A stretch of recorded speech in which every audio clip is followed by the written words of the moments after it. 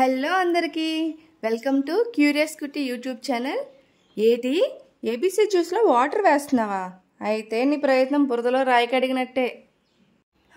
మరి ధాన్యం వేస్తే ధాన్యం పండకుండా దెబ్బకాయ వస్తుందేటి? నీళ్ళు వేస్తే నీళ్ళే వస్తాయి. సరే సరే, నీళ్ళు వేయకుండా ఎలా చేయాలో చెప్తాను విను.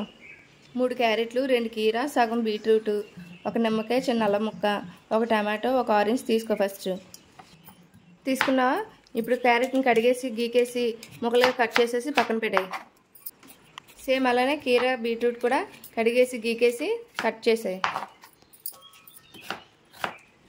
ఇప్పుడు టమాటో కూడా బొట్టు తీసేసి కట్ చేసాయి. ఇప్పుడు ఆరెంజ్ని తొక్కలు వలిచేసి అడ్డంగా నరికాయి. ఇప్పుడు పొట్టలో ఉన్న పిక్కలను తీసి పడాయి.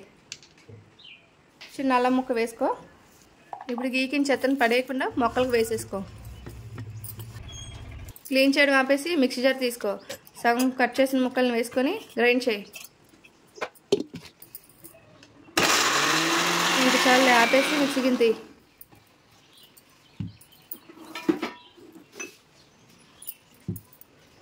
మిక్సీ పట్టేశాక పేస్ట్లో అవుతుంది కదా. ఇప్పుడు చిన్న కన్నాలు ఉన్న సీని తీసుకోవాలి. నేనైతే దోమలతో డబుల్ లేయర్గా తీసుకొని బ్యాగ్ కుట్టేసుకున్నాను. ఇప్పుడు ఆ బ్యాగ్ని ఒక గిన్నెలో దించేసి మిక్సీ పట్టుకొని పేస్ట్ని వేస్తాము. ఇప్పుడు చూడు, బ్యాగ్ని టైట్గా పట్టుకొని గట్టిగా పిండితే గిన్నెడు ముక్కలు గిన్నెడు జ్యూస్ రావాల్సిందే.